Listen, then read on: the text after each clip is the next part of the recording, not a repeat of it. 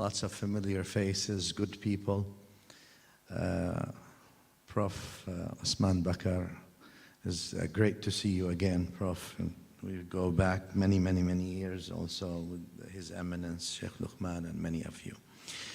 I think examining the role of what you call Pondok here, or Madrasah, traditional Islamic educational institutions, and their role, we need to really examine few things, especially in the past few decades, since the world has changed, and the changing of the world in matters of information, communication, availability of resources, that added a lot more challenges than we had been used to generally in the world. And therefore, the first, among few things that we ought to look into first, I think we need to look at our curricula.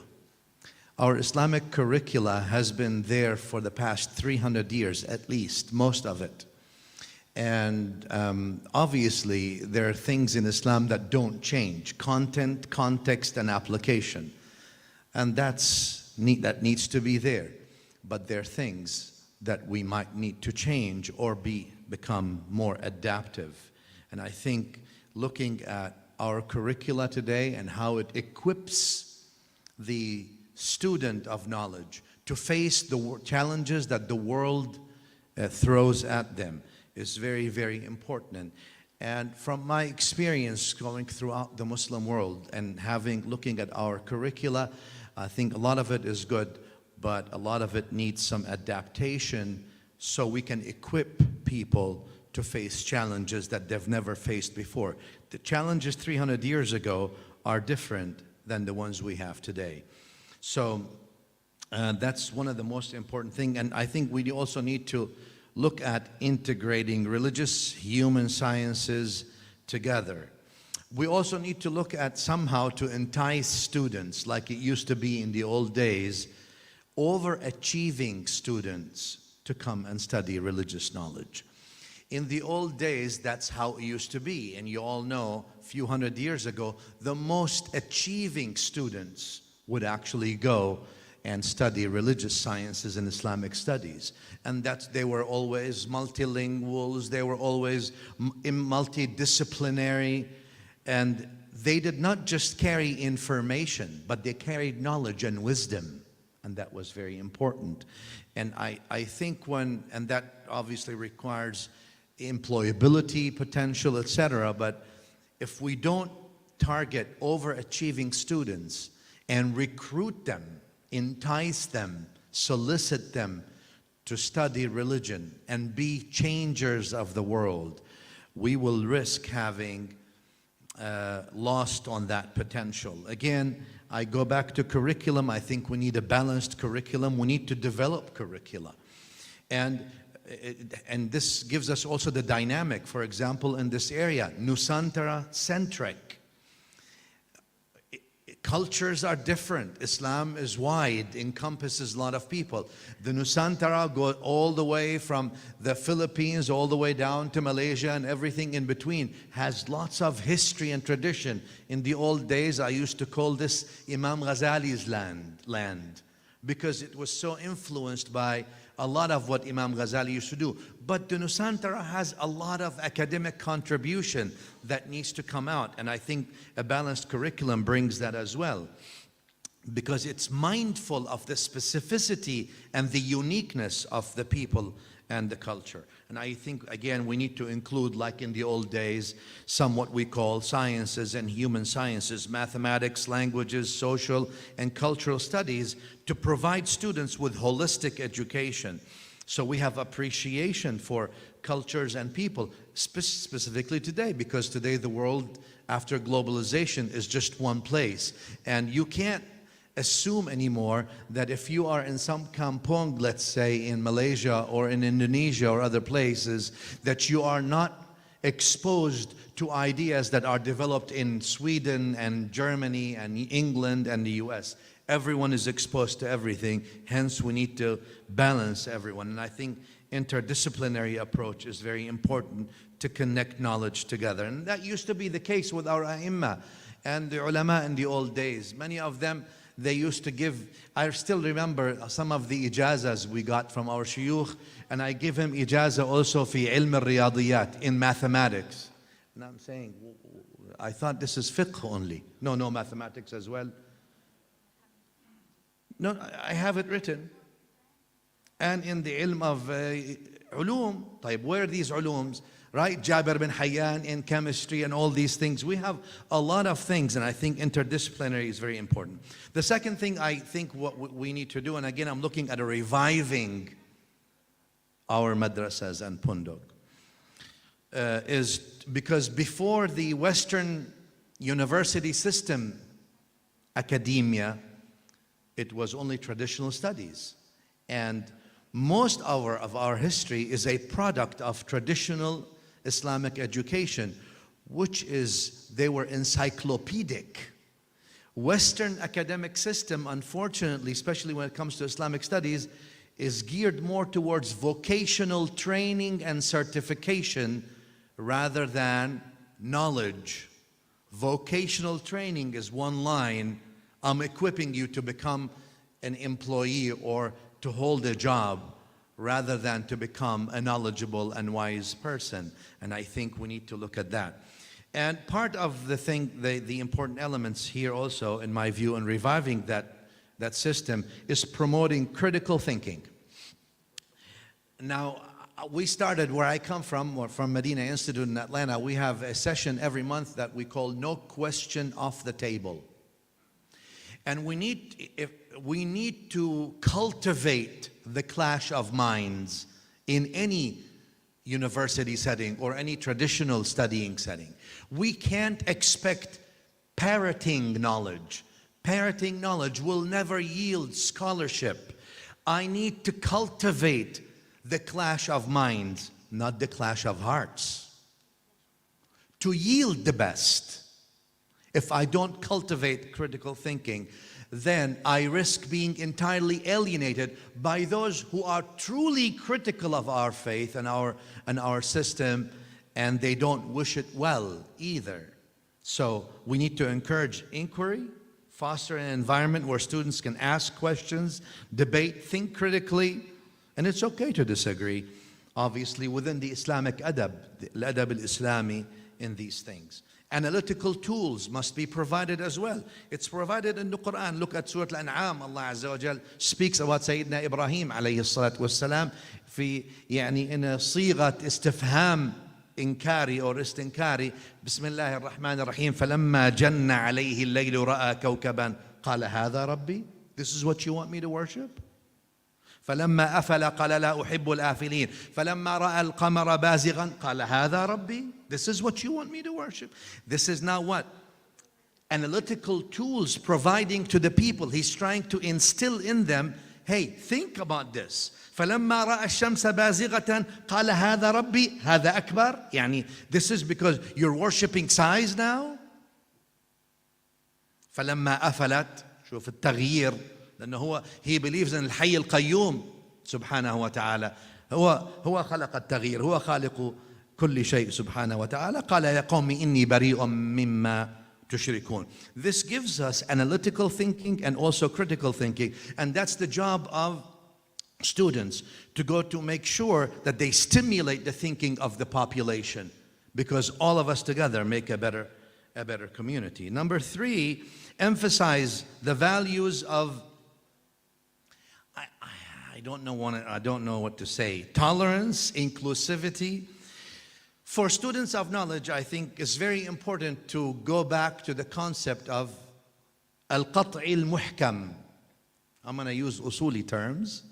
Al-qat'i means definitive in its attestation, the text يعني, النص القطعي, that's definitive in its attestation to the Prophet sallallahu alaihi wasallam. Al-muhkam, it's definitive in its indication, يعني الدلالة, قطعي الثبوت محكم الدلالة. This must be, with all the respect to all our fiqhi madhahib, يعني we have the Hanafi, the Shafi'i, the Maliki, the Hanbali, we have the Ash'ari, the Maturidi, Ahl al-Hadith, etc. We have the Tasawwuf al-Junaydi, al-Ghazali. In general, this is what I think Ahl al-Sunnah are. Lakin with all our understanding, we have nusus or texts that are qat'iyya muhkama. They're definitive in their attestation and they're definitive in their indication. This must be the basis. And nothing can supersede this. Anything less in strength or in indication cannot be a benchmark. So this way, we glorify La ilaha illallah. La ilaha illallah is a big thing. This way, when we critique each other academically and Islamically, not belittling each other or slandering each other's understanding. Why? Because al-qat'i al-muhkam is the solid foundation. And that's why it's qat'i muhkam. That by its definition gives you the idea that, as they say, لو سكت من لم يعلم لرفع الخلاف. If those who don't know don't speak, there would be no disagreements. Why? Because they would excuse each other in things where they see different. Because the only way we can differ is in what? In that which is not qat'i nor muhkam. Because in the qat'i and muhkam we're all the same. Are we on there? And that reminds me, if you indulge me, Prof. الفراهيدي رحمه الله. هذا واضع علم العروض الفراهيدي. He is the one who put the ilm of balancing Arabic poetry, right? فعول فعول, right? You all know the whole thing. So هذا one day in Baghdad, الفراهيدي, الخليل بن أحمد الفراهيدي رحمه الله. He is trying to balance his poetry in the well. He has a water well in his house in Baghdad. No. His son heard him. Teenage son. He went to his mother. He said, "Mother, the old man has gone senile. He lost it. He's talking to himself in the well of water." His father heard him. الخليل كان ذكي عالم في اللغة ذكي سريع البديهة حاضر الذهن. He's present. He called them, come here. He brought him. He told them, لو كنت تعلم ما تقول عذرتك ولو كنت تعلم ما أقول عذرتني لكن جهلت مقالتي فعذلتني وعلمت بأنك جاهل فعذرتك. He told them, if you knew what was coming out of your mouth, if you know what you say, I would have excused you. Yani you say things you don't even know. And if you knew what I was saying, you would have excused me. But I realized that you are a jahil, and that's why I excused you. And therefore, one of the most important things here is the base of ilm must be on the al-asl al-qat'i al-muhkam. Then nakhtalif, we can disagree. That ikhtilaf would not lead to hate, would not lead to slander, would not lead to belittling. It would actually enrich the academic experience and becomes meritorious. With that kind of knowledge, al-qat'i al-muhkam, rahmah becomes very important. Because Bismillah ar-Rahman ar-Rahim, ar-Rahman allam. Why? Why didn't Allah say al-Alim allam? Ar-Rahman allam. طيب العلم إمام الرحمة. عفوا الرحمة إمام العلم. The fourth thing that I said, that I put here a couple of notes last night. We need to leverage technology and modern teaching methods for our Pondok, Madrasah, and traditional institutions. We live in a digital world. That needs to be leveraged. Digital resources, online platforms, educational softwares, etc., and modern pedagogy. Because you're dealing with people who have a different pedagogy today than they had 50 years ago. If you can't correspond to that, you are going to disconnect the population. You're going to talk in the language that was 300 years ago. People don't understand what you're saying and don't even connect with you, and you've lost them. And therefore, you've lost your mission and job. And therefore, modern pedagogy is important to be incorporated. interactive student-centered teaching, project-based learning, collaborative activities, and research. Another thing here also, focusing on life skills and personal development. Obviously, it's important. Soft skills such as communication, leadership, teamwork, problem solving, because unfortunately we live in a world today that's open and all that stuff is there. The other thing that's very important, I think, that we need to focus on is what I think we need to call ilm al-akhlaq.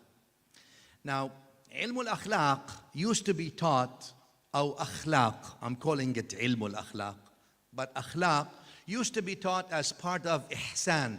Remember hadith Sayyidina Umar, Iman, Islam, ihsan, right? Hadith Jibreel. So ihsan or tazkiyah is where akhlaq used to be taught. Well, usually who taught ihsan and tazkiyah were the Sufis. Sufis do not have good reputation lately for whatever reason for the past 40 years, 50 years.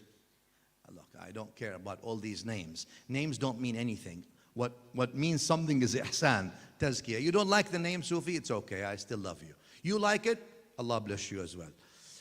The idea is not here. The idea, لأنه لا مشاحة في الاصطلاح. هذا مصطلح مستحدث. I don't have to defend it. I have to defend ihsan and tazkiyah. But since ihsan and tazkiyah are no longer part of the equation today, meaning people are not going to shuyukh to learn akhlaq anymore. They go to madrasas to learn information, how to give fatwa, how to give this. Because the companionship, the suhbah is no longer there. And therefore I think it's very imperative, it's imperative today to actually allocate a major session after ulum al-aqaid, yani after al-iman to ulum al-ihsan, meaning ilm al-akhlaq al-islami. I started about 5 years ago writing about ilm al-akhlaq al-Qur'ani. I got to about 250 pages writing, and I reached half of the Quran. And I was trying to deduce based on the Western frame of akhlaq, deontological akhlaq, value-based ethics, etc., all these things. But I was surprised of the overwhelming flow of Quranic ethics. And I think we need to invest there, and that needs to be taught as right after ulum al-iman, al-aqaid wal-imaniyat, because that's all you need. You need to have the right faith in Allah Azza wa Jal, and you need to have akhlaq. The other ulum, you need it only if you need it. You don't need them otherwise after al-ma'lum min ad-din darura. So I think that's very important for us in a Pondok madrasa traditional system to focus on ilm al-akhlaq. And what I mean by ilm al-akhlaq here is not just simply values. You need to be generous. Everybody knows we need to be generous. And everybody knows the Prophet sallallahu alayhi wa sallam في حديث ابن عباس في البخاري وغيره كان أجود الناس. النبي صلى الله عليه وسلم was the most generous of people. Everybody knows that.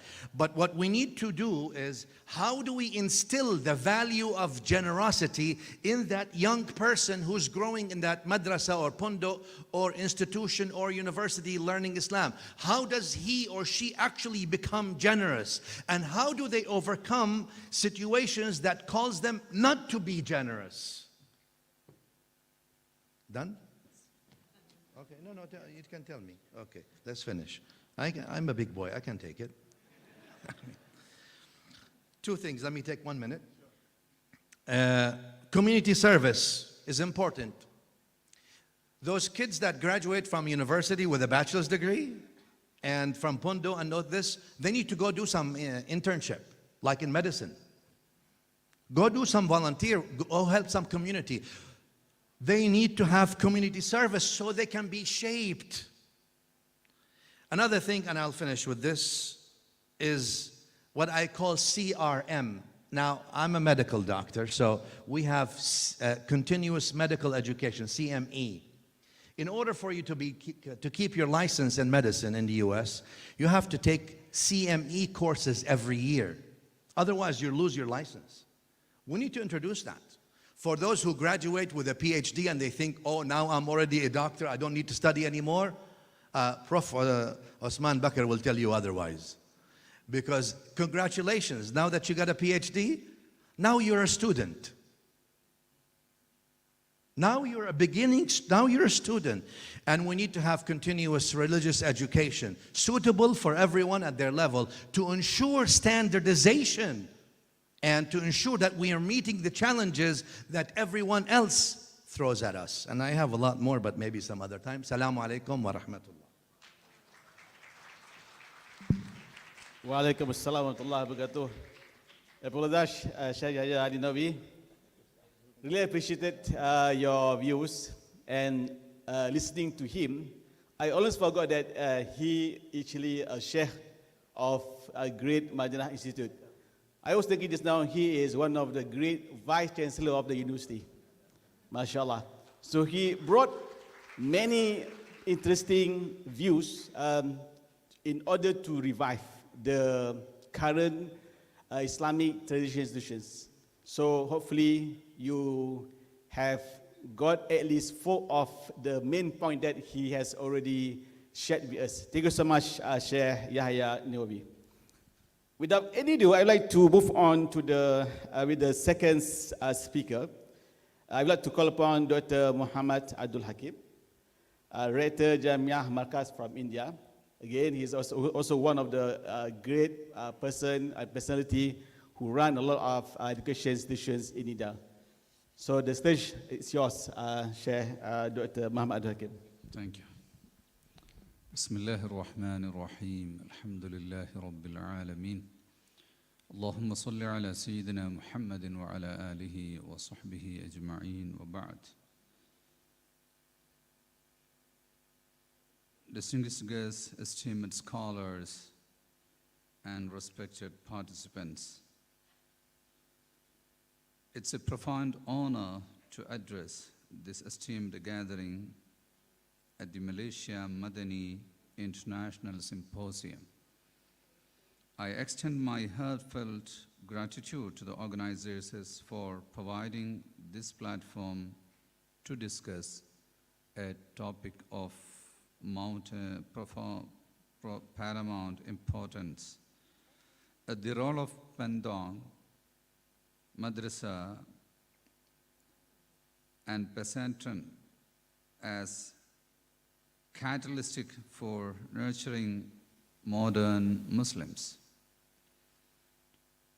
The Quranic verse, وَأَعِدُّوا لَهُمْ مَا اسْتَطَعْتُمْ مِنْ قُوَّةٍ, reminds us of the Islamic imperative to seek knowledge and excellence in all aspects of life.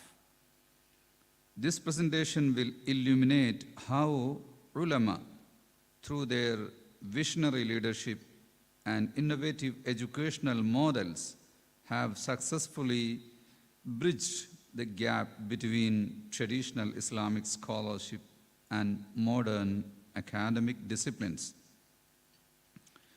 We will explore our contributions to the development of College of Integrated Islamic Studies and other initiatives that are shaping a new generation of Muslim intellectuals, professionals, and leaders.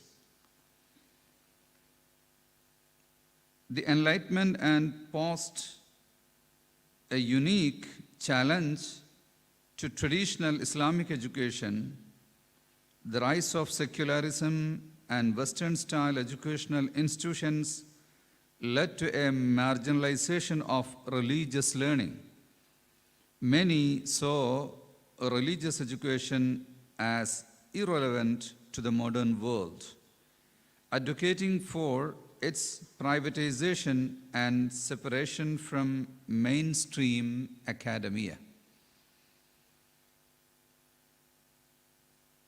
However, the South India ulama movement recognized the critical importance of preserving and revitalizing Islamic scholarship. They understood that faith and intellect were not mutually exclusive, but rather complementary forces that could enrich and empower individuals and communities. Through the tireless efforts of ulama, they not only bridged the gap between worldly and modern education, but also demonstrated the relevance of Islamic teaching to contemporary challenges. Their initiatives, including the establishment of College of Integrated Islamic Studies and knowledge hubs like Markaz Knowledge City, fostered an environment where students could seamlessly integrate their faith with their intellectual and professional pursuits.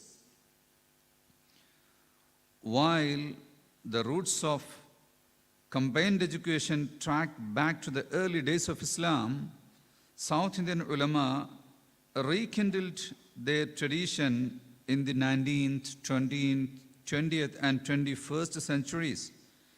Renowned scholars like Sheikh Zainuddin Makhdoom, author of Fathul Mu'in and Tuhfatul Mujahideen, and so on, world-renowned scholar, revitalized the Dars system, a centuries-old method of Islamic teaching. They expanded its scope to encompass not only religious sciences, but also mathematics, astronomy, medicine, and other worldly subjects.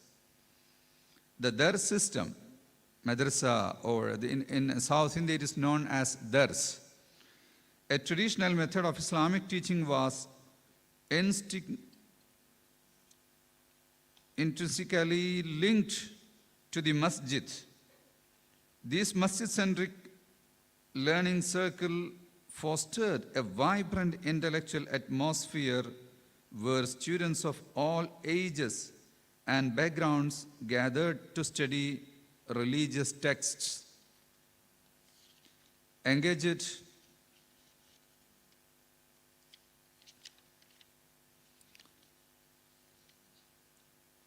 in debates and exchange ideas. This unique model of education not only transmitted knowledge, but also strengthened the community bonds and fostered a shared sense of purpose. A masjid where the students will stay in masjid, the imam, he is the mudarris, he will teach from morning to evening different subjects, and the students will go to the neighboring houses for their food. So every day the knowledge will spread in the village. The Dars at Madani under Makhdoom scholars became a beacon of intellectual pursuit, attracting students from far wide. The students from Java, Sumatra, Malaya, and Sri Lanka were coming to the Masjid of Madani those days. This approach fostered a generation of scholars who were deeply rooted in Islamic knowledge and equipped with the tools to navigate the complexities of the modern world. This Dars in Malabar also focused on a rich scientific curriculum encompassing texts like Kitab Usul al-Handasa wal-Hisab, elements of geometry by Euclid, Tashrih al-Aflaq, astronomy, Risalat al-Maradini, treatise of the science quadrant, Khulasat al-Hisab, essence of arithmetic, Sharh al-Tahdhib, commentary on logical reasoning. This comprehensive approach equipped students with a broad range of knowledge, combining Islamic sciences with the scientific advancement of their time. The Samasta Kerala Jamiatul Ulama, the Scholars Association of Kerala, leading the way, founded in 1926, emerged as our vanguard of educational reform in South India. In South India, Madrasa education has played a crucial role in instilling ethical and modern values in our young Muslims. Traditionally, Children aged 5 to 15 attended madrasas in the early morning to learn Quran recitation, basic Islamic principles, and Arabic languages. This early exposure to religious teachings helped to cultivate a strong moral foundation in students, preparing them for the challenges of the modern world. The College of Integrated Islamic System revolution, it's a century model. Perhaps our most impactful contribution is establishment of College of Integrated Islamic Studies. These institutions offer a unique and transformative educational experience. Students embark on a rigorous 7 years journey that combines intensive Islamic studies with undergraduate and postgraduate degrees in diverse fields such as economics, politics, management science, law, medicine, sociology, so on. The innovative model has produced a generation of graduates who are deeply rooted in their faith, intellectually curious, and professionally skilled. For a case study, Medina to Noor, one of the hundreds of this kind, serves a prime sample of this success today. 332 students have graduated with postgraduate degrees in various disciplines.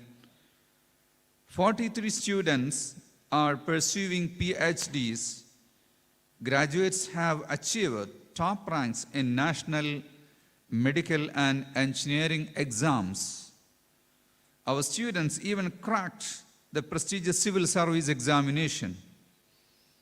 In addition to these remarkable achievements, Jamia Madinatun also celebrates the success of 2 of its alumnus who have secured prestigious Fulbright scholarship, demonstrating the institution's commitment to fostering academic excellence and global engagements. Markaz Knowledge City in Kerala stands as a testament to ulama's visionary leadership. This sprawling city is not merely an educational institution, it is an emerging knowledge hub that embodies the synthesis of traditional Islamic scholarship and modern academic pursuit. Last year alone, Markaz Knowledge City produced 40 lawyers with Islamic Sharia knowledge and 200 doctors with the Sharia knowledge. This unique blend of expertise showcases the immense potential of integrated education and its capacity to produce well-renowned individuals who can contribute meaningfully to society. In conclusion, the South Indian Ulama movement stands as a beacon of hope, illuminating a path toward harmonious synthesis of faith and reason. Our legacy of educational reform, our dedication to instilling ethical values, and our pioneering spirit in establishing modern institutions like College of Integrated Islamic Studies and Markaz Knowledge City have not only enriched the lives of countless Muslims, but have also offered a model for educational excellence that transcends cultural and religious boundaries. As we look to the future, let us draw inspiration from our own example, recognizing the transformative power of education that is rooted in both spiritual wisdom and intellectual rigor. I welcome you all to visit Jamia al-Futuh, the Indian Grand Masjid, and Markaz Knowledge City to witness Firsthand, the transformative power of education that is rooted in both spiritual wisdom and intellectual rigor. Let's work together to build bridges of understanding, to foster a spirit of inclusivity, and to empower future generation with the knowledge and skills they need to thrive in an ever-changing world. Thank you. Assalamu alaikum. Waalaikumsalam warahmatullah. Thank you very much, Dr. Muhammad Abdul Hakeem. Yeah, we still have time, but don't worry, we give the time to others to continue their sharing and also information sharing.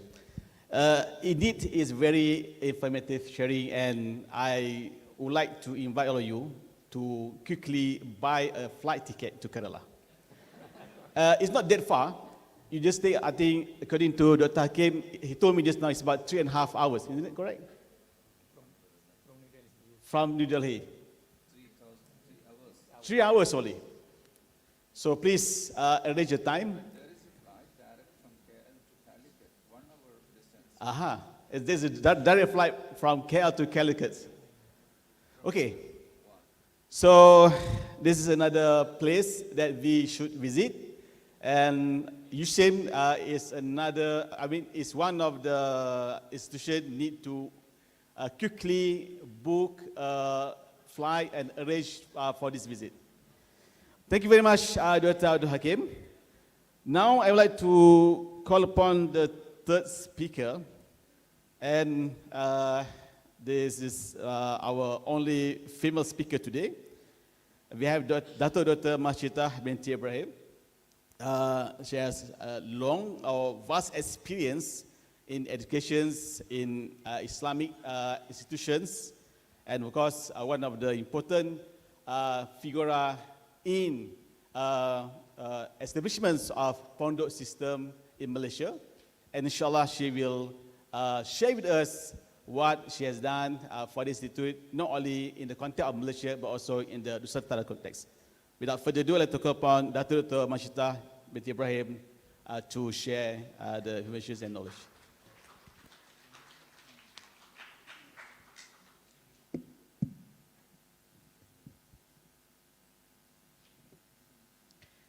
Bismillahirrahmanirrahim.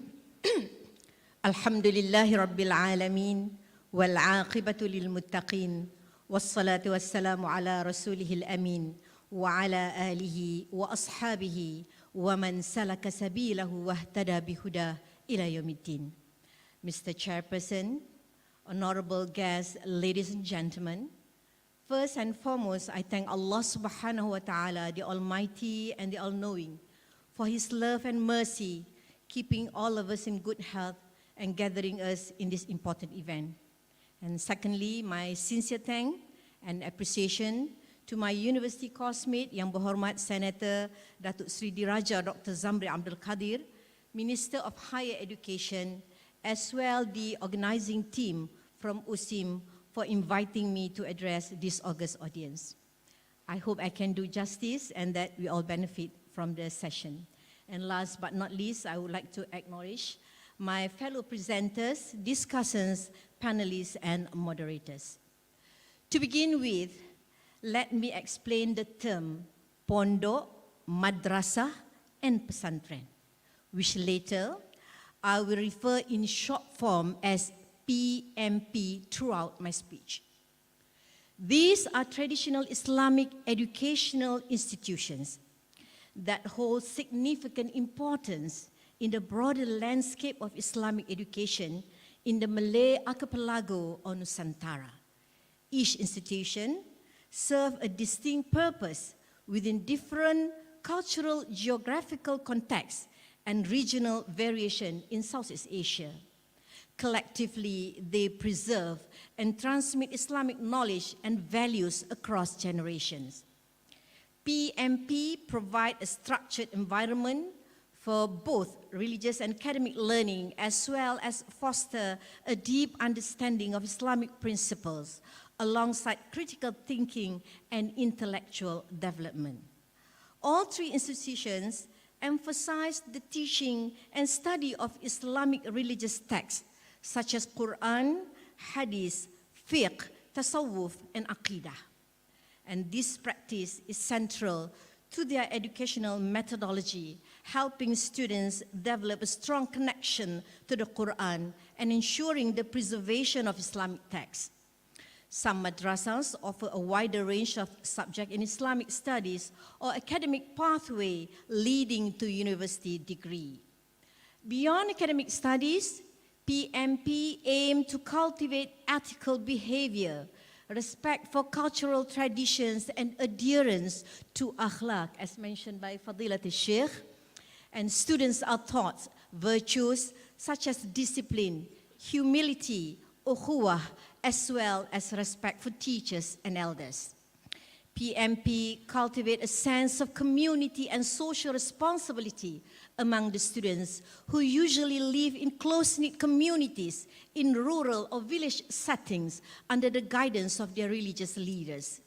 In essence, PMP institutions serve as pillars of Islamic education, nurturing individuals who are not only devout in their faith, but also equipped to engage thoughtfully and positively in both religious and secular spheres of life.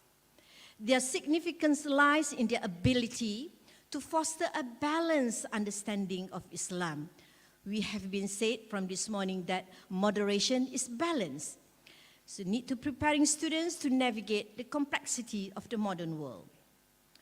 Originating in the Nusantara, Pondok derived from the Arabic word funduk, literally means hotel, serve as centers for the memorization of Quran, Hadith studies, and Islamic jurisprudence. Scholars and teachers, locally called Tok Guru or Mudir, transmitted religious teachings orally, ensuring continuity of religious education across generations. Spiritual and moral development was central. They, therefore, played a crucial role in preserving Islamic knowledge and cultural heritage within local communities, particularly in Malaysia, Indonesia, and southern Thailand. Historically, madrasas emerged as formal institutions of Islamic education in various parts of the Islamic world. كلمة فندق عبارة عن مراكز التعليم الديني الإسلامي غير رسمية، وهي تشبه بالصفة أيام النبي صلى الله عليه وسلم أو المدارس النظامية أيام الإمام الغزالي رحمه الله. Over time, PMP institutions have evolved significantly while maintaining their core mission of educating individuals in Islamic principles and knowledge. Today, some Pondok and Pesantrens have adapted by incorporating modern educational methods and subjects into their curriculum. In Malaysia and Indonesia, we have seen some Pondok and Pesantren play roles beyond education by engaging in poverty alleviation, healthcare initiative, economic projects, and community empowerment programs, while continuing to serve as center of community development and social services. The activities which I have just mentioned demonstrate their ongoing relevance and impact on societal development. In the contemporary context, PMP institutions are adapting to meet the educational and societal needs of a rapidly changing world, ensuring they remain relevant and impactful in nurturing individuals who contribute positively to both Muslim and non-Muslim communities. Some Pondok and Pesantren have adopted by incorporating modern subjects and vocational training programs into their curriculum, such as agriculture, technology, social entrepreneurship, and outreach program alongside their religious education. This integration allows both institutions to reach a wider audience and cater to the educational needs of modern tech-savvy students. Let me say something on misconceptions of these institutions. PMP institutions often face misconceptions and stereotypes that can hinder their recognition as valuable contributors to education and society. These misconceptions primarily stem from misunderstandings about their educational methods, curriculum, and their role in contemporary society. Addressing these stereotypes is crucial to appreciating the challenges this institution face in integrating modern education with traditional religious teaching. One common mistake is that PMP institution only focus on religious education and neglect modern subjects. This overlooks the fact that many of these institutions have evolved to integrate subjects such as mathematics, sciences, languages, and social sciences alongside religious studies.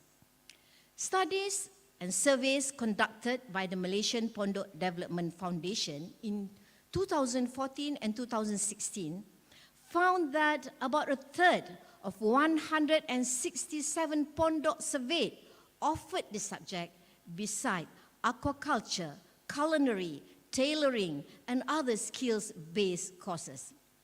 Another widespread misconception is that these institutions promote conservative ideologies, extremism, and terrorism. The Western media has created some terrible word conjunctions. It uses the word Islam, Muslim, Madrasah, and Islamic fundamentalism in the same deceptive concept as the word extremism, militancy, terrorism, and violence. There are influencing perceptions by deliberately and continuously misrepresented Islam and Muslim Ummah through the actions of a few individuals. We might not be able to convince the Western media and journalists, leaders or bigots worldwide, to cease their negative profiling of Muslims, Islams, and Islamic education institutions, but we can and must succeed in establishing the plain truth. Let me say this: extremism and violence, particularly when they manifest in the form of terrorism, must be condemned. It is a heavy burden indeed for PMP institution to be branded as spawning extremism and terrorism. It is not justifiable to associate terrorism to any particular pondok, madrasah or pesantren, or indeed with any race or religion. While there have been instances of radicalization in isolated cases, وَالشَّاذ لَا يُقَاسُ عَلَيْهِ, the vast majority of PMP institutions emphasize moderation, tolerance, and peaceful coexistence. The same surveys I mentioned earlier, which took 3 months to conduct, showed that none of the 167 pondok in Malaysia was involved in promoting extremism or criminal activities or had any previous record of such. There is a vital need to clear the confusion created by some extremists who claim to carry out certain dreadful acts as Islamic religious obligation.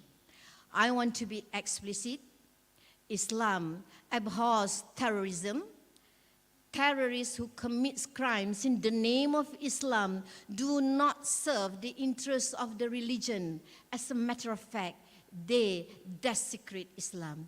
They violate the tenets of Islam and indeed curse in the sight of Allah Almighty. Distinguished guests, ladies and gentlemen, some critics argue that these institutions do not foster critical thinking or intellectual independence among students. By and large, such misconceptions are based on old biases and unfounded ideas. There is also a perception that these institutions are resistant to change and innovation, particularly in integrating modern educational practices. Of course, some challenges are certainly trickier than others. For example, designing a curriculum that balances religious education with modern subjects poses challenges. There is a need to ensure that religious teachings are taught authentically while providing students with knowledge and skills relevant to today's world, balancing the expectation of the community, which may prioritize religious educations over secular subject, with the need to prepare students for diverse career paths and global citizenship also possess a significant challenge. Institutions often navigate this expectation while striving to maintain educational standards and relevance. In our experience at the foundation, we also found that not all PMP were keen or could easily design a curriculum that balances religious education with modern subjects. Finding qualified teachers who are proficient in both religious and secular subjects can also be challenging. Teachers need to be trained to integrate diverse subjects effectively and promote critical thinking across discipline.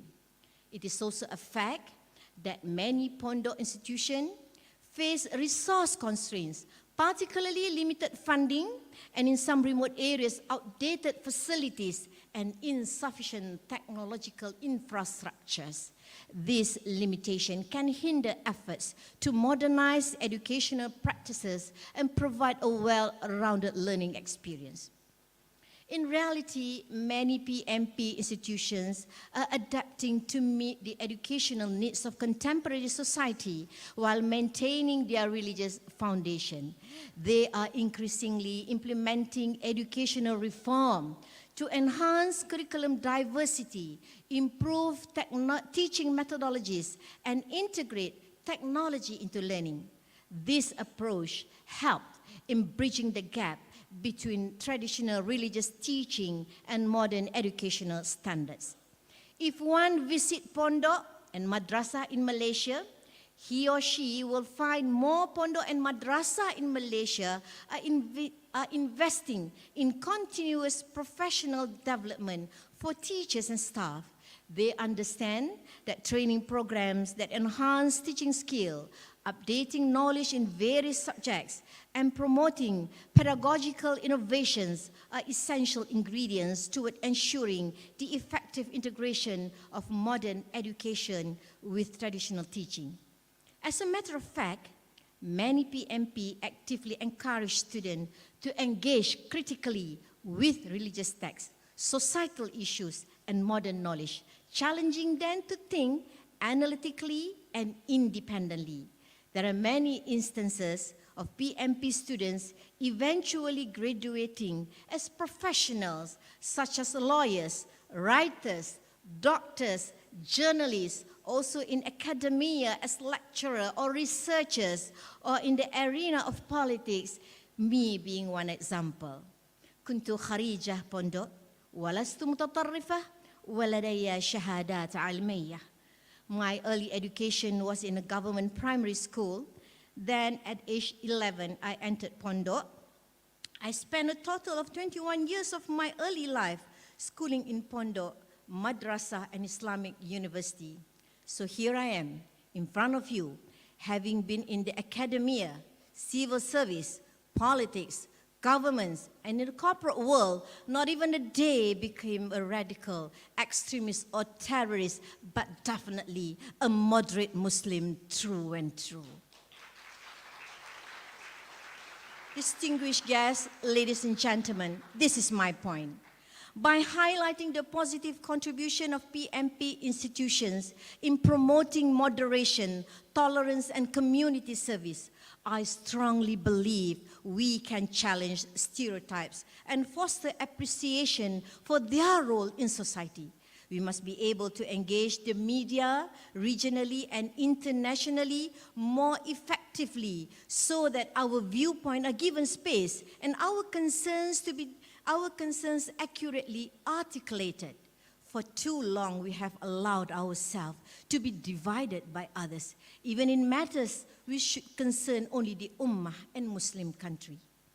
I applaud but continue to call out to our media friends, NGOs, activists, students, thinkers, and socially responsible individuals in Malaysia, Indonesia, Thailand, the Philippines, and outside in the Nusantara to continue writing, talking, discussing, and spreading the good message about the role and activities of Pondok and Pesantren institutions, addressing misconception and overcoming integration challenges require collaboration efforts from educators, policymakers, communities, and stakeholders to ensure these institutions continue to evolve and thrive in meeting the educational needs of diverse Muslim communities around the world. Distinguished guests, ladies and gentlemen, Pondok contribute to nurturing moderate Muslim by promoting balanced understanding of Islam. Take my alma mater, Al-Azhar University, for example. This university, which started as a simple madrasah, has been a bastion of Islamic learning and scholarship for over a millennium. It upholds a rigorous curriculum rooted in traditional Islamic teachings. Distinguished guests, ladies and gentlemen, in conclusion, I want to take a few minutes to talk about Malaysian Pondok Development Foundation. Understanding the state of Pondok and Madrasah in Malaysia, I took the initiative to establish this foundation in 2012 at the request of the then Prime Minister. It was the first time a special and specific body was set up for the benefit and advancement of Pondok education in Malaysia. With the assistance of some friends and like-minded activists, we immediately set out to work and open our first office in Bangsar, Kuala Lumpur. We see our role in assisting the government to improve the teaching learning process in Pondok, to ensure they are sufficiently funded, to seek increased investment in this critical area, lifelong learning and tertiary education, ensuring the continuity of Pondok and securing their dignity and place in the national scheme of things is central of this foundation's objective. If the government is sincere in committing itself to human resource development and that people is the country's most important asset, then Pondok cannot be sidelined. Very quickly after our official launch by the Prime Minister, we organized several national level projects such as Ijtima Ulama in Alustar in 2014 and another in Kuala Terengganu 2 years later, both attended by thousands of religious teachers and Pondok students throughout the country. Prominent speakers were invited to participate, including Harvard scholars Dr. Surin Pitsuan, Oxford scholars Professor Dr. Afifi Al-Akiti, and Dr. Amal Fathullah Zarkashi, Rector of the Institute of Islamic University from Gontor University. The first ever survey on Pondok institutions were carried out twice, in 2012 and 2016, which provided a comprehensive database for a directory. This was made available both in print and online and has been used not just by the foundation for reference, but also researchers, universities, agencies, and government departments for their specific purposes. Based on information we have compiled, it is estimated that there are over 41,000 PMPs in Nusantara. 90% are located in Indonesia, whereas the balance are in Malaysia and southern Thailand and a sprinkle in Mindanao. As such, there is much resources that can be harnessed. This way, we can close ranks and maintain greater solidarity among ourselves.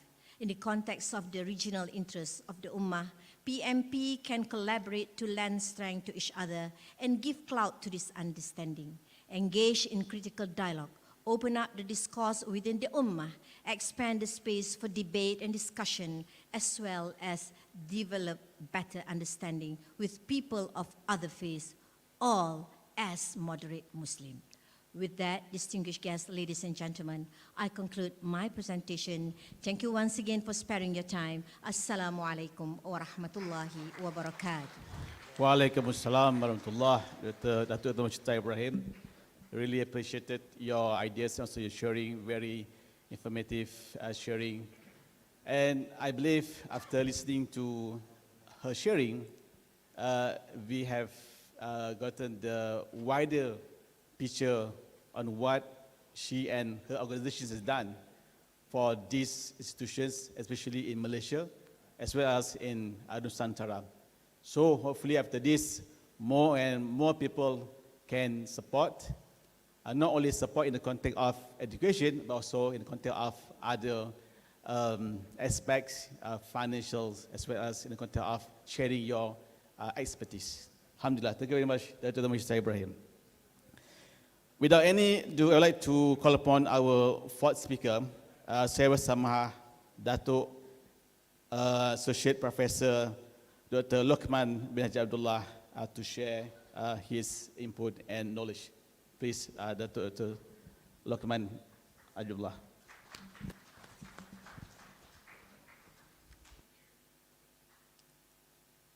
Assalamualaikum warahmatullahi taala wabarakatuh. Bismillahirrahmanirrahim. Alhamdulillahi rabbil alamin. Wassalatu wassalamu ala ashrafil anbiya wal mursalin wa ala alihi wa sahbihi ajma'in. Thank you very much, Associate Professor Dr. Rashdan, for being moderator for our sessions this evening. Distinguished speakers, Dr. Abdul Hakeem, Dr. Yahya al-Ninowy, Dr. Mashita, and Dr. Abdul Kudus. My guru, Professor Dr. Osman Bakr and Dr. Muhammad Normalti, all the audience. Actually, being a third presenter at risk, because we have been given a topic without a specific topic for everybody. So what I'm going to do is I gather all the informations given by Dr. Muhammad Yahya al-Ninowy, Dr. Abdul Hakeem, and Dr. Mashita, and I make it mine.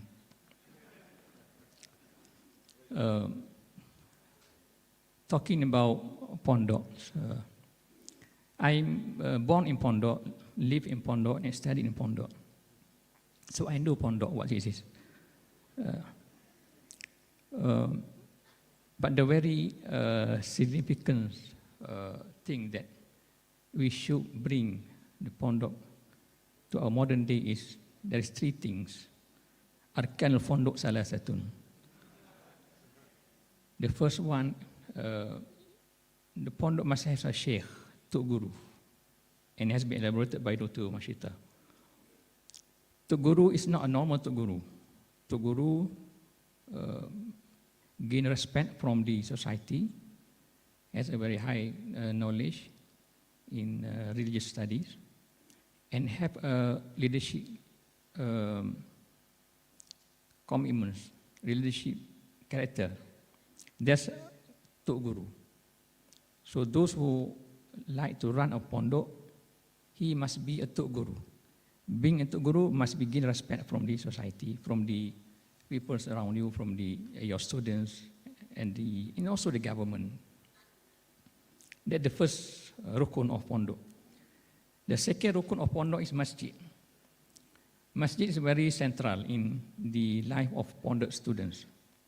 All activities are being done in masjid. They do their 5 prayers daily. They do their daily lectures, tutorials, memorizing Quran, teaching Quran, and they do their meetings every day in masjid. So the mosque is a very central in Pondok studies, and that's why Pondok has an element of spiritualities. They have a very high spiritual quality in their studies and in their curriculum. So that's the second rukun of Pondok. The third rukun of Pondok, which is the most important one, is the curriculum. The curriculum I need to elaborate when it comes to curriculum. You can have a Tuk Guru, you can have a masjid, but if you don't have a curriculum, and if you don't have a curriculum which is attributed to Pondok, you can say that's Pondok. Because many are running schools, but they have only Syeikh, they have the mosque, they have curriculum, but they have no Pondok curriculum. So Pondok curriculum have 3 things. Focus on three major field of Islamic studies, which is fiqh, aqidah, and tasawwuf. Of course, they study hadith, Quran, but the main field of the Islamic studies, we focus on fiqh, aqidah, and tasawwuf. On fiqh, they study, if we are talking about Malaysian context, we study Shafi'i fiqh, and aqidah, we study Ash'ari Maturidi, and tasawwuf, we study all the books centered on Ghazali and Junaid al-Baghdadi. So this curriculum make them a Pondok. You cannot claim you are a Pondok student if you didn't study, if you do not study this. Fiqh Shafi'i, fiqhan, Ash'ari aqidatan, wa Junaid al-Baghdadi tasawwufan. So when we call Pondok study, we must stress on these three items in the context of Malaysia. And it doesn't mean that we do not study muqaranah in fiqh. It doesn't mean that we don't study Ahlul Hadith or Ahlul Tasawwuf. It doesn't mean that we don't study other school of thoughts in Tasawwuf. But the tarkis, concentration and focus is on these three: Shafi'i, Ash'ari, and Ghazali, al-Baghdadi, Junaid al-Baghdadi. So when it comes to this curriculum, if we would like to position this curriculum in modern studies, now we are talking about Dr. Muhammad Yahya, we also talk about the integrating some of the modern subjects in our curriculum. So you can add any subject in your study, but you must have these three things. You must have fiqh, aqidah, and tasawwuf, based on the al-manhajus sahih fil ilmi. And you can have another subject, whatever subject, mathematics, science, medicine, law, you can add, there's add-ons to this study, but you can concentrate on the modern education at the expense of these three things in Islamic educations. And that makes you a Pondok Pondok students. I went to Kerala last year, thank you for invitations from Dr. Abdul Hakeem, and I can see how they build their education system in Markaz of knowledge, and also in the knowledge city. There's the picture that we just saw. How they integrate between traditional education, fiqh on Shafi'i, Kerala in south of India, they study Shafi'i fiqh. They are not Hanafis, they are Shafi'i. Dr. Abdul Hakeem is Shafi'i, he's a Shafi'i scholar, even in Hindi, in India. So everybody knows about that. And even we inherit our legacy here, fiqh, actually from Kerala. Everybody knows about the Fathul Mu'in. We study fiqh, Shafi'i, at the early stage in our education here, in Pondok study, is Fathul Mu'in. Fathul Mu'in from Kerala, Zainuddin al-Makhdumi. So this is the connection between Kerala in Malaysia and also in Indonesia, fiqhan Shafi'iyan. And aqidatan Ash'ariyan. They study Ash'ari in Kerala, the Maturidi, Ash'ari in Kerala, and in the north, Hanafi, of course, they are Maturidi. But here we study Shafi'i, Ash'ari.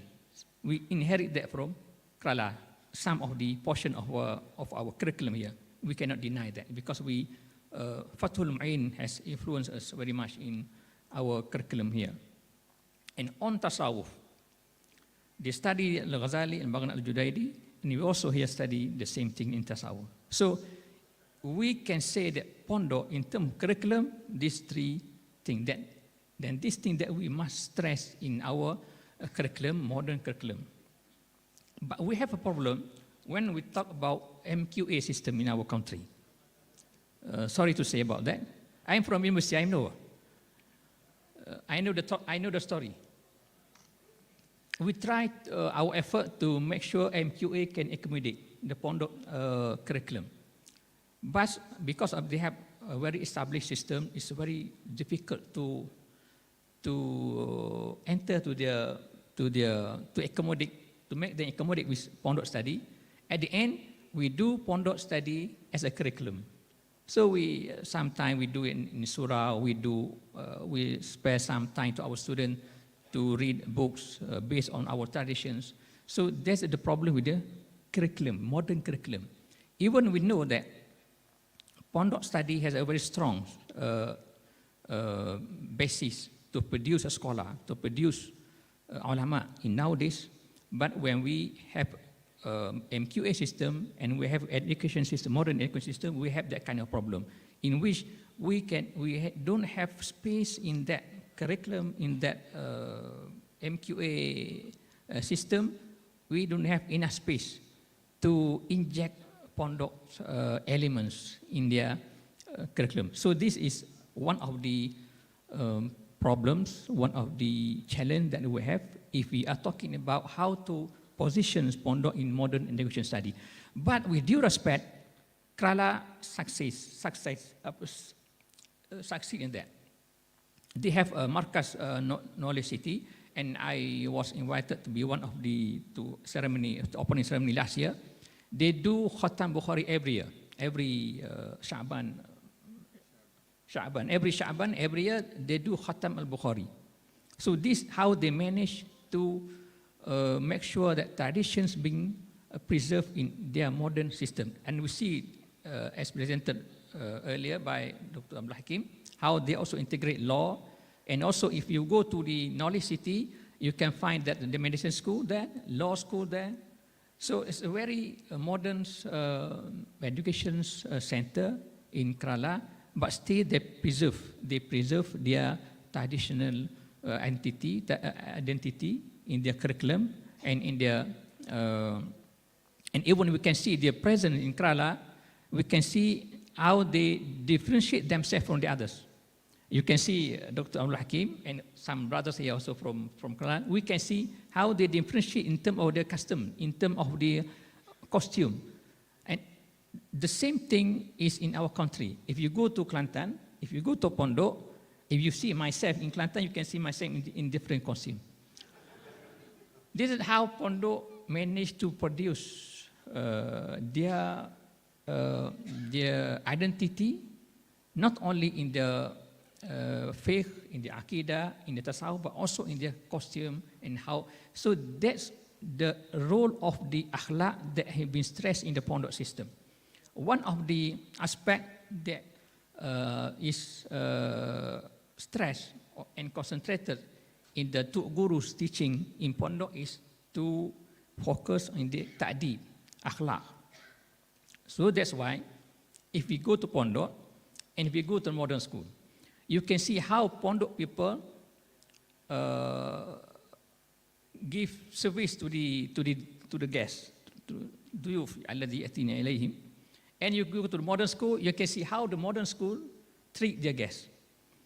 Ikramud duyuf is part of the very important elements in Islam. Ikramud duyuf موجود في الحديث كثير يتكلم عن إكرام الضيوف. This has been practiced in Pondok because they stress on the akhlaq, ta'dib. So Pondok is about faith, aqidah, and tasawwuf, and Pondok also is about how you practice Islam in your daily life. Pondok is not about informations. Everybody can study information about Pondok, the history of Pondok, what they study. And you can study a lot of journal produced on Pondok. But Pondok is not about that only. Pondok is about you study and you practice what you study. So that's why the focus on the spirituality aspect in their life is very much, we can see is very much appreciated. We go to Pondok, you can see how they focus on the spiritual. They have an azab every day. They have awrad every day that is made compulsory for them. The Guru will make compulsory to them to, after Salah, to be for a while to recite wiris after Salah, and also do the Sunnah Nawafil every day before Qabliyah, Ba'diyah. This is very common in Pondok study. So they maintain the akhlaq and they maintain the spiritual elements in their curriculum. So if we can do that in our modern education, that will be a very success education, I think, that we can produce in nowadays. But to do that, we have a very challenge in front of us, because in media social now, in the era of IF 4.0, in the era of AI now, in the era of Dr. Zulkifli is focusing on AI now into the religious agency under his jurisdiction.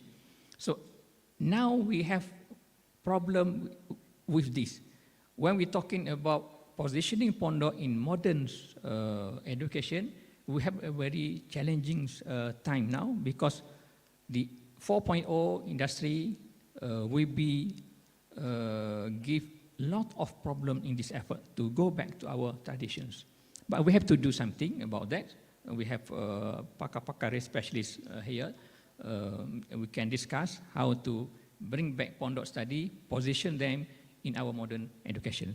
So I think that's some of my experience sharings for this today's session. And if we are talking about the moderations, if we see from the presentation by Dr. Yahya, Dr. Abdul Hakeem, and Dr. Mashita, and if you follow, and myself, if you follow this presentation, you can see that Pondok is very moderate. We are not extremists. We are moderate people, and we can talk to each other, and we are very open to everybody. Wallahu ta'ala. Thank you very much, Sayyid Samha, Dr. Luqman Abdullah, for his valuable personal experience and very critical comment on what the policy system are facing in the current time as well as trends. Ladies and gentlemen, now we move on to the last speaker. Earlier we listened a speaker from the US, from India, and two from Malaysia. Now we have a very special speaker from Australia. So without any delay, I would like to call Syaikh bersama Syeikh Abdul Qudus, His Eminence Mufti of Australia, to share his view on our topic. Please welcome Syeikh Abdul Qudus.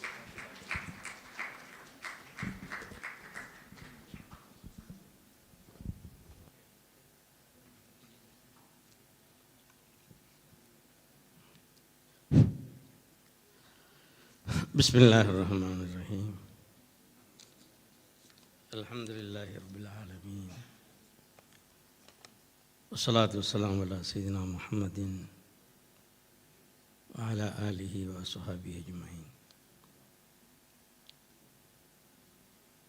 Respected Chairman, the Symposium organizers, fellow panelists, my dear brothers and sisters, participants, Assalamu alaikum wa rahmatullahi wa barakatuh.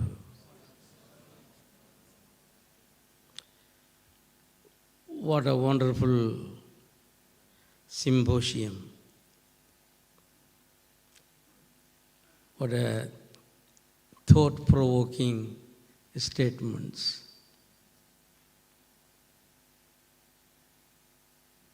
About Madrasah, Pondok system,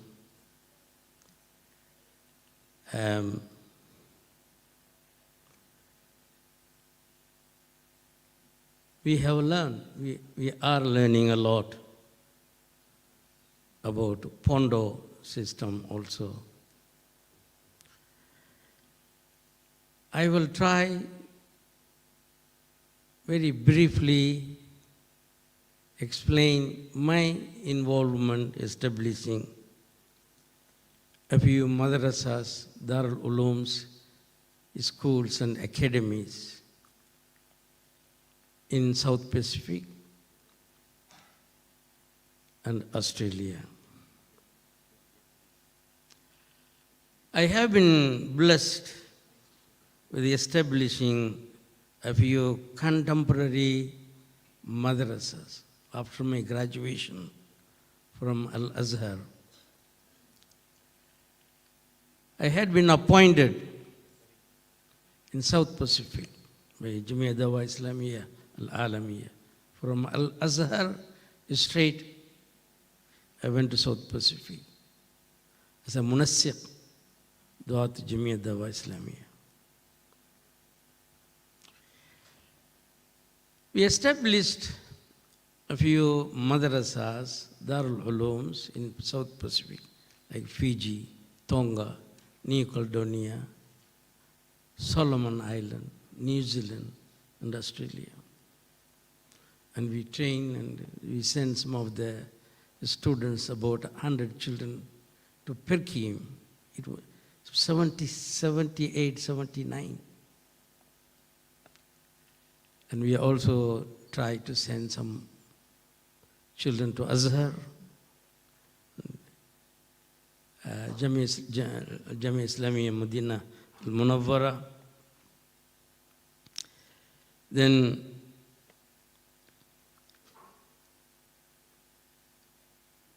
we also established schools in Australia. Those madrasas I established, Darul Uloom Islamic Academy of Brisbane, we renamed as a BMS, Brisbane Muslim School. And BMS extended to AIIC, Australian International Islamic College. Brothers and sisters, ladies and gentlemen, in this short presentation, I hope to take us on a short journey through which we can agree on a pressing needs for several new approaches in education. I will, inshallah, touch on the passion to establish educational institutions and move to the challenges we face and the need that we must meet in order to be able to compete in the face of emerging challenges. We all dream of establishing centers of educational excellence to prepare our children to become successful professionals. Some may begin the dream by establishing simple Pondok or Madrasah that would fill the gap and teach Quran, Hadith, Arabic, and Sunnah. However, as soon as we started teaching this crucial topic, we realize that what we really need is a comprehensive school, a one-stop shop for our children, so that schooling does not take up all their days and nights, but they will have time to be children and relax and rest and refresh. We can provide well-rounded education that aims to achieve the following goals: provide the Islamic education, provide the regular curricula education, provide an environment that allows our children to meet their religious obligations, such as salah, modesty, and like-minded friends. Ensure that our school gives every child a sense of belonging. Instill in our students the sense of confidence that they can become pioneers and leaders in their chosen field. Instill in our student the confidence to make public speeches, engage in public debate, and to consider political leadership.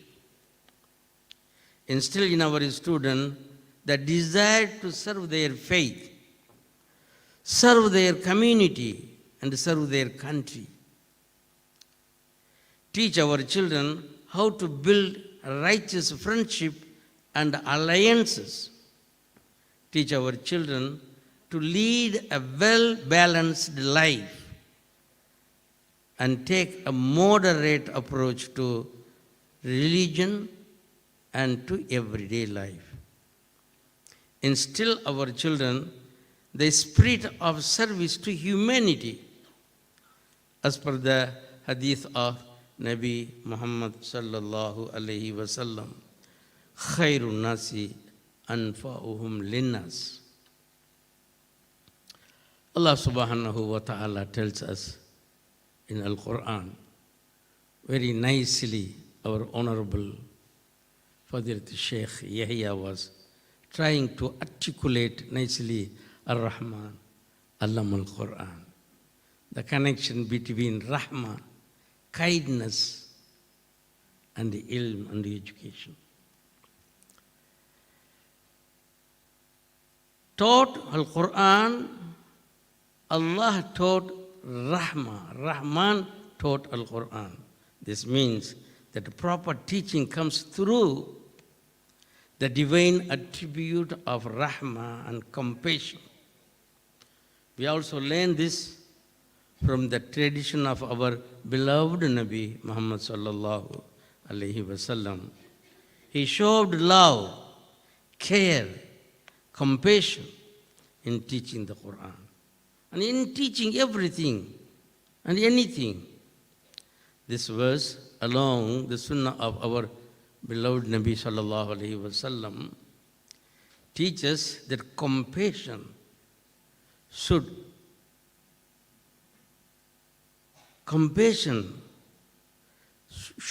supersede discipline, and penitence, repentance, or regretfulness should supersede penalty. The historic success of institutions such as what we had been discussing on Pondok, Madrasah, in producing balanced students with a sound Islamic education deserve much credit. It has served a generation of our children and served them well. In our experience in Western liberal democracy like Australia, we found the need to establish comprehensive education institutions such as AIET, Australian Islamic Educational Trust, BMS, Brisbane Muslim School, AIIC, Australian International Islamic College, and Qalam group of institutions. After hard and great efforts, these institutions, educational excellence, were progressing to the stage where children are able to matriculate to the highest standard and pursue higher education and become pioneers in their fields. These Muslim-run institutions are empowering our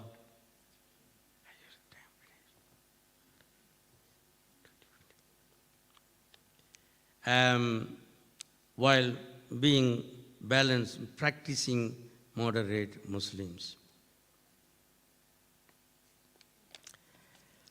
Dear brothers and sisters, one of the most heartwarming, I will take a few more minutes, inshallah, to show you some of our experience. We have students from refugee background. In our schools, we have thousands of children, all accredited by Australian government. Our curriculum, 100% we follow Australian curriculum, plus we teach Arabic and Islamic as well. Hundreds of students from Malaysia, Indonesia, Brunei, and Arab countries also studying in our schools. Some of the students from very different background. They came from refugee background, from detention centers. We had to teach them English, and we have to take them the trauma. They came war zones. Some of these children became, after a few years, doctors, engineers from our schools. I just give you, before I conclude, a few months back, I was in PA hospital in Brisbane to check my kneecap replacement. The doctor was standing there, he said, Assalamu alaikum. I asked him, Wa alaikum assalam, who are you? He said, I am your student from AIIC, from Australian International Islamic College. We have tens of children educated and became doctors, engineers from AIIC, which we both combine. The Pondok, as well as Madrasah, as well as academy and the school system. I'm very happy and honored to be part of this symposium. Jazakumullah kull khair for listening. Assalamu alaikum wa rahmatullahi wa barakatuh. Wa alaikum assalam wa rahmatullah to Sheikh Abdul, His Eminence Mufti of Australia. Ladies and gentlemen, I apologize for not being able to allow question and answer. We have to stop and go to the next sessions after this. So with that, I'd like to extend our heartfelt gratitude to all distinguished speakers for sharing their very insightful knowledge and experience. And without any doubt, we believe that Pondok, Madrasah and Pesantren really play a very important role in nurturing moderate Muslims, not only in the context of Malaysia, but also in the context of Muslims country now and inshallah in future. With that, thank you very much for your attention and for your support for this session. Sekian, Assalamualaikum warahmatullahi wabarakatuh.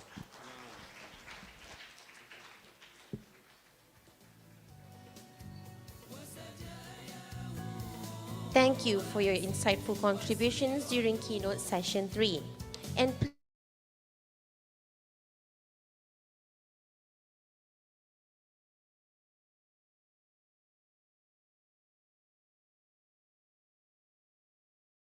for our esteemed keynote speakers, we will have a gift-giving session.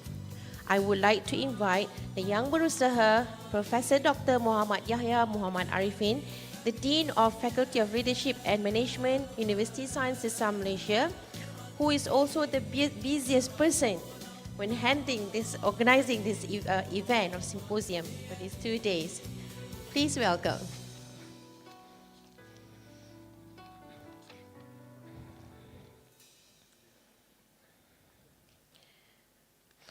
starting with our moderator, Associate Professor Dr. Muhammad Rushdan bin Muhammad Jailani.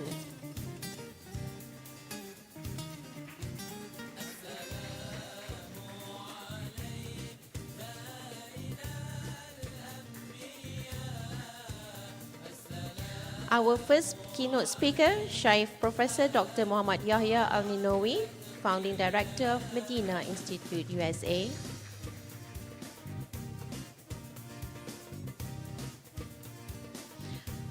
Our second speaker, Datuk Dr. Mashita binti Ibrahim, Executive Director Yayasan Pembangunan Pondok, Malaysia.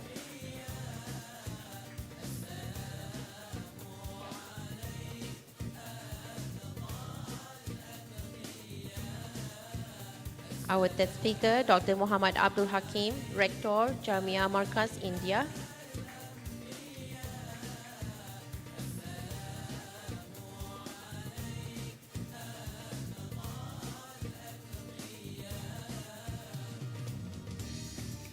Our fourth speaker, Datuk Professor Madya Dr. Luqman bin Haji Abdullah, Mufti of Kuala Lumpur.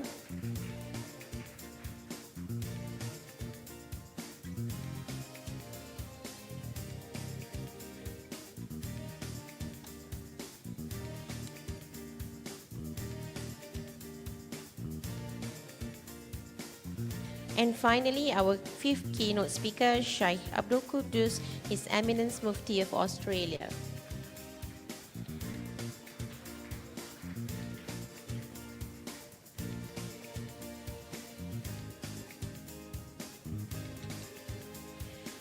Thank you all once again for your insightful contributions today.